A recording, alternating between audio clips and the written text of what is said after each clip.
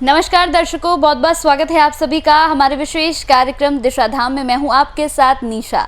दर्शकों, दिशाधाम एकमात्र ऐसा कार्यक्रम है जिसके साथ जुड़कर आप अध्यात्म की ओर अपने आप को बढ़ा सकते हैं। न सिर्फ अध्यात्म की ओर बल्कि आप अपने जीवन में बदलाव की अनुभूति भी करते हैं। आपके जीवन में किसी भी तरह की समस्या चल रही हो, आप किसी भी तरह से नेगेटिव हो रहे हो या फिर आप अपने जीवन में बदलाव लाना चाहते हैं, तो आप हमारा ये कार्यक्रम ज़रूर देखें। हमारे इस कार्यक्रम के साथ ज़रूर जुड़ें।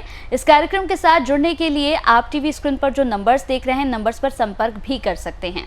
कार्यक्रम को आगे बढ़ाते हैं और मिलकर स्वागत करते हैं। हमारे साथ स्टूडियो में मौजूद हैं गुरुमा तपेश्वरी नंदा जी। गुरुमा, बहुत बहुत स्वागत है आपका।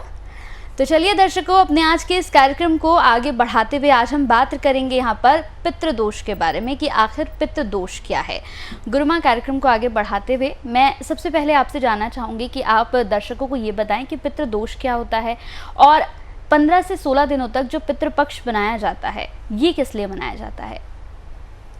देखिए, इस विषय में तो निशा जी मैं आपको अवश्य बताऊंगी कि पितृपक्ष क्या है और इसको हम पितृपक्ष के दिनों में क्यों मनाते हैं। लेकिन इससे पहले मैं थोड़ा सा बता दूं ताकि आपको ये विषय समझ आ जाए कि हम पितृपक्ष क्यों मनाते हैं और पितृपक्ष क्या है।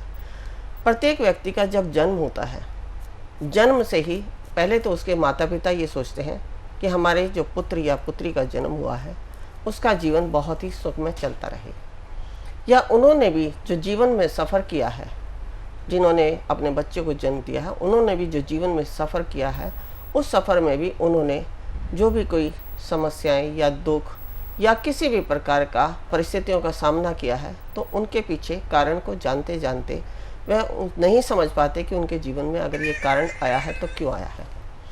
कई बार ऐसा होता है कि किसी किसी के जीवन में जो है वैवाहिक जीवन तो चलता है लेकिन संतान की उत्पत्ति नहीं होती।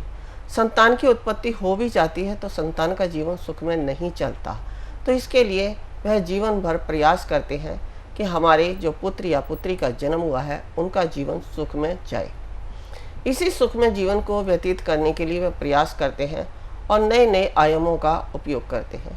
चाहे वे धार्मिक कर्म करें, कोई मेडिटेशन करें, पूजा पाठ करें, सत्संग कीर्तन करें या कोई भी अनुष्ठान करें। अगर हम अपनी भारतीय संस्कृति की बात करते हैं तो हमारे हिंदू धर्म में संस्कृति के अनुसार सभी जो है धार्मिक होते हैं।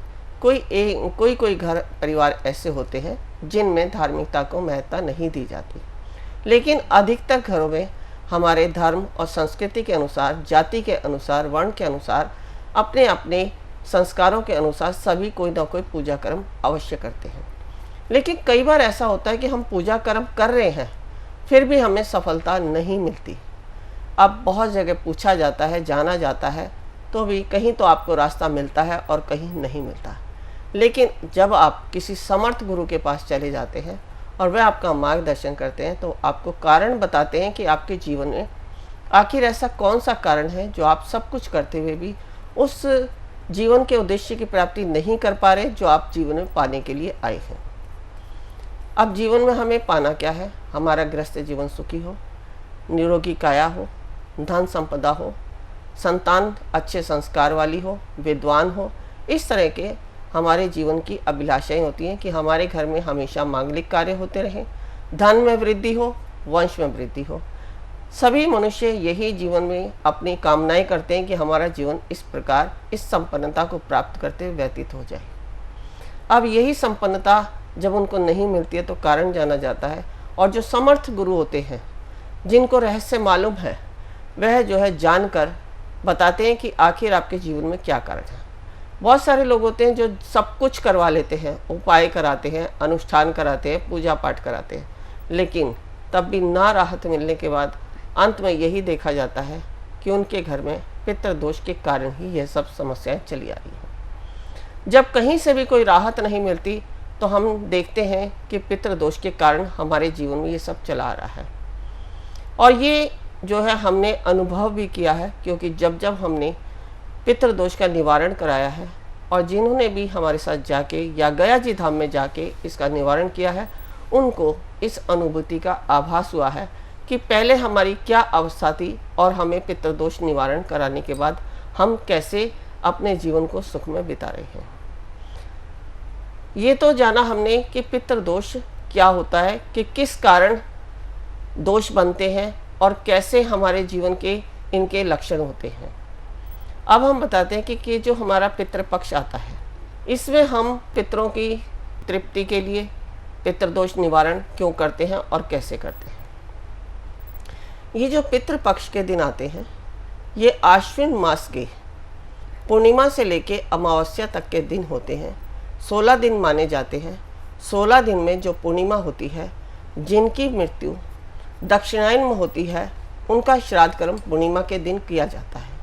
या फिर जिस व्यक्ति की जिस तिथि में मृत्यु हुई है, क्योंकि हमारे पास पूर्णिमा से लेके अमावस्या तक की जो तिथियां होती हैं, जैसे प्रतिपदा, द्वादशी, त्रयोदशी, चतुर्थी, इस तरह की जो तिथियां होती हैं, इन्हीं तिथियों में किसी ना किसी की मृत्यु होती है। जैसे आपने एक कथा सुनी थी कि उसने किसी से पूछा, विद्वान पंडित से, संत से, कि मेरी मृत्यु कब होगी। तो उसने कहा आपकी मृत्यु 7 दिन के अंदर होगी। उसने कहा 7 दिन के अंदर। तो वो व्यक्ति घबरा गया कि मेरी तो मृत्यु 7 दिन के अंदर हो जाएगी। लेकिन उनके कहने का तात्पर्य यही था कि 7 दिन जो हमारे रविवार, सोमवार, मंगलवार ये दिन होते हैं, उनके अंदर, क्योंकि हर व्यक्ति की मृत्यु इन्हीं 7 दिन के अंदर होती है। ऐसे ही तिथियां भी होती हैं। तो जो भी कोई व्यक्ति इस मृत्यु लोक से मृत्यु को प्राप्त होता है, उसकी मृत्यु इन्हीं तिथियों में होती है। और व्यक्ति के जिस दिन मृत्यु होती है, उस तिथि को नोट कर लिया जाता है। एक तो जिस दिन उसकी मृत्यु हुई है, वो तारीख नोट की जाती है। हर वर्ष जब हम उसके उसी तिथि के दिन पंडित विद्वानों को भोजन कराते हैं, गऊ को भोजन देते हैं, कौओं को भोजन देते हैं, पक्षियों को भोजन देते हैं, तो वह जो है उस व्यक्ति को प्राप्त होता है। ये हो गया श्राद्ध कर्म वार्षिक। अब जो ये श्राद्ध कर्म के दिन आते हैं, जो पितृपक्ष के दिन कहे जाते हैं, जो आश्विन महीने में आते हैं, इन आश्विन महीने के जो ये 15 दिन होते हैं, इनमें जो हमने बताया पूर्णिमा, जो श्रावण मास की पूर्णिमा से शुरू होती है, जो हमारी पूर्णिमा होती है, इसको हम श्रावण पूर्णिमा कहते हैं। इसी पूर्णिमा से श्राद्ध कर्म शुरू होते हैं। जिनके घर में जिनके पूर्वजों की मृत्यु या किसी की भी मृत्यु इस दिन होती है, उनका श्राद्ध कर्म इस दिन किया जाता है। या फिर किसी को अगर तिथि नहीं मालूम है और ये मालूम है कि उनके जो है, जो भी कोई उस परिवार से गए हैं, उनका दक्षिणायन, जैसे हम कहते हैं ना, मकर संक्रांति के बाद सूर्य उत्तरायण में आ जाता है और 6 महीने दक्षिणायन में होता है। तो जो उत्तरायण में गए हैं, उनको जीवन में दोबारा आना नहीं पड़ता। लेकिन जो दक्षिणायन में गए हैं, वो चंद्र लोक से फिर दोबारा पृथ्वी पर आते हैं। तो इसीलिए हम तिथियों का विशेष ध्यान रखते हैं और उन्हीं तिथियों का विशेष ध्यान रखते हुए हम श्राद्ध कर्म करते हैं।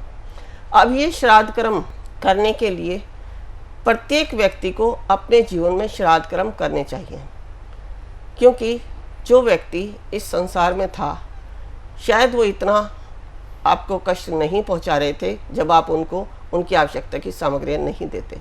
लेकिन मृत्यु उपरांत वह उस व्यक्ति की जो सूक्ष्म शक्ति होती है, क्योंकि जो वो गए हैं वो सूक्ष्म शरीर में है और जो इस शरीर में थे वो स्थूल शरीर में थे। तो सूक्ष्म शरीर में होने के बाद उनका शरीर शक्तिवान हो जाता है। वो सूक्ष्म रूप में ही आपकी समस्त जो भी कोई आप इस जीवन में कर रहे हैं, उन सारी अवस्थाओं पे जो भी कुछ प्रक्रिया आप कर रहे हैं, उन पे उनका ध्यान होता है। अब आप उन सब प्रक्रियाओं को करते हुए यदि उन्हें ध्यान नहीं करते हैं, तो वही शक्तियाँ जो बलशाली हो गई हैं, वो आपको परेशानियाँ उत्पन्न करती हैं और उन परेशानियों से बचने के लिए ही आप ये श्राद्ध कर्म करते हैं। अब इन श्राद्ध कर्मों को करने के लिए हम क्यों करते हैं? क्योंकि ये जो 16 दिन होते हैं, इन 16 दिनों के अंदर पृथ्वी पर जो मृत्यु लोक है, यहाँ की ग्रेविटी कुछ एक अलग ऊर्जा की होती है। उस ऊर्जा में यमराज जो नर्क लोक में है या स्वर्ग लोक में है, या जो मृत्यु को प्राप्त हो गए, चाहे वह प्रेत योनि में है, किसी भी योनि में है, उन सबको आज़ाद कर देते हैं, स्वतंत्र कर देते हैं और समस्त पूर्वज इस पृथ्वी पर आ जाते हैं। वो अपने अपने परिजनों के द्वार पर रहते हैं और आशा करते हैं कि उनके जो परिवारजन हैं, वो उनको भोजन सामग्री देंगे या उनकी आवश्यकता की सामग्री देंगे। जब वह अपनी आवश्यकता की सामग्री लेते हैं तो उनको अधिक प्रसन्नता होती है, क्योंकि जैसे हमारे लिए दीपावली पर्व है, होली पर्व है, रक्षाबंधन पर्व है, बहुत सारे ऐसे पर्व हमारी हिंदू संस्कृति के अनुसार होते हैं, तो हम प्रसन्न होते हैं। ऐसे ही मृत व्यक्तियों के लिए